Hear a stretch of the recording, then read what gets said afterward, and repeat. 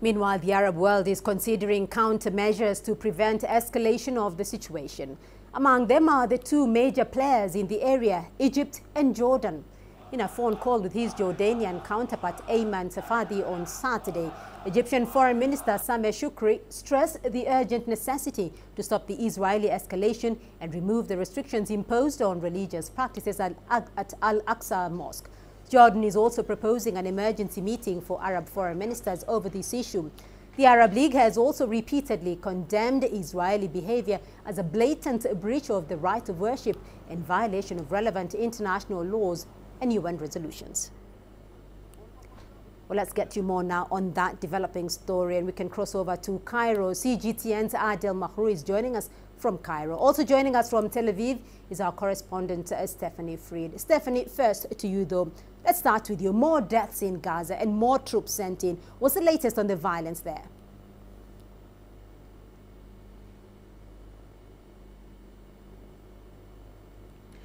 The latest, as you're saying, more troops sent in. There are thousands and thousands of extra police, riot police, special force who are have been put into place to basically safeguard Jerusalem, and as the Israelis see it, as well. Israel's prime minister has said that the home of a Palestinian who killed 3 Israelis on Friday night will be destroyed. That is a measure that Israel has implemented for many years, which is home destruction. It has not been effective.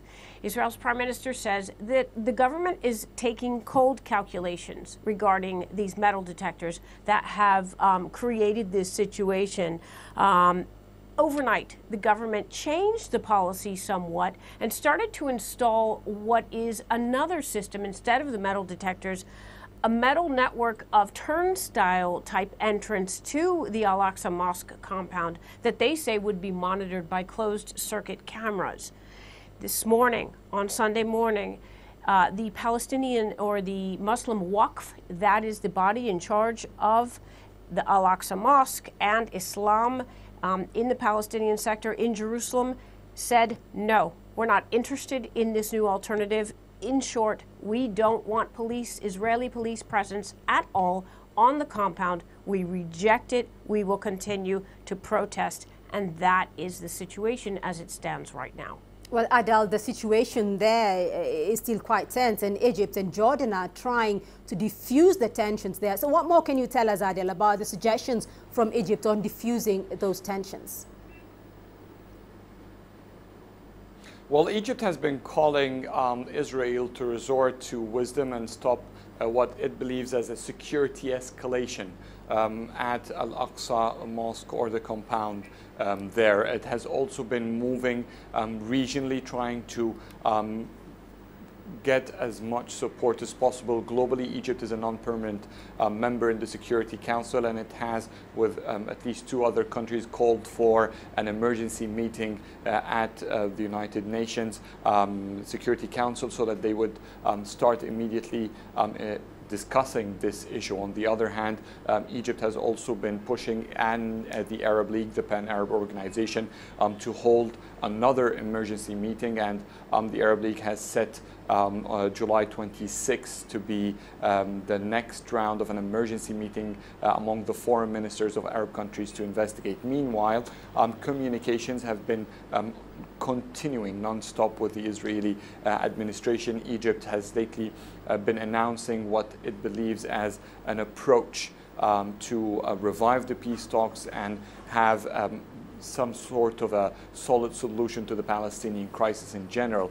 Egyptian President Abdel Fattah al-Sisi has more or less been quite tolerant than his predecessors in approaching Israel, in even directing his speeches toward the people of Israel, which was not quite common. But the tone now is more of a concern from the Egyptian government toward the current situation, and Egypt is calling for things to settle down. No escalations is required until they can talk this crisis out, and hopefully it would not affect what Egypt hopes should be the revival of the peace talks that would resume soon.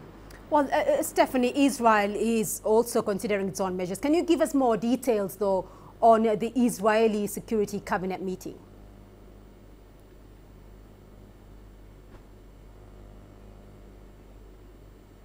Well, just following what Adel has been talking about, it's important to note that Egypt always has been a very instrumental body in terms of pushing the two sides together because of the closeness, shall we say, in Israel's in the main goals and desires of the two countries. So Israel has an ear in Egypt, and that's a very important player.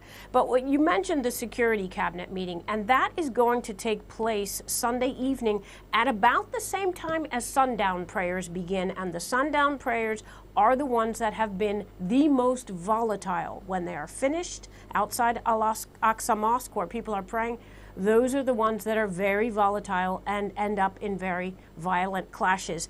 In short, the situation is one of politics, politics, and politics. Prime Minister Netanyahu has been advised by some of his top security advisors, including the internal security, the Shin Bet, military heads, to remove the metal detectors because they're looking at national security interests. It was left in police hands who are looking in a little bit more of a focused way on Jerusalem interests. The police said, leave them in place. Netanyahu is stuck between a rock and a hard place. He doesn't want to look weak politically in terms of his adversaries within the government by backing down. At the same time, if there are more Israelis that are killed as a result of this escalating violence, he's going to lose popular support. Right, and Adel, a final comment from you though. Just how concerned now is Egypt about a possible backlash in the Sinai region?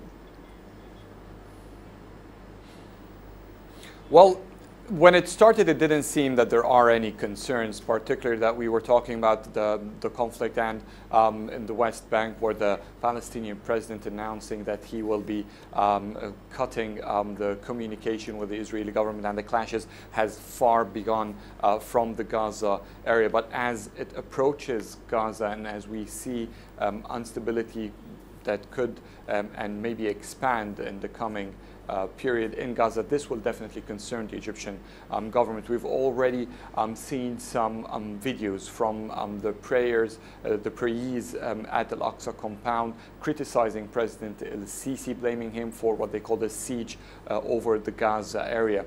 This indicates, maybe early, but it is an indication that there might be another wave of unrest in Gaza that could erupt and could affect the borders. But so far, it doesn't seem that this is happening at the borders with Rafah, between Egypt and Gaza. But definitely the Egyptian government is concerned, and they're trying to, this is one of the main reasons Egypt is trying to move quickly in that regard, does not want it to expand to Gaza and therefore affect the border security in the Sinai region. Right, Adel Mahrouri for us there in Cairo, and Stephanie Fried in Tel Aviv. To you both, thank you.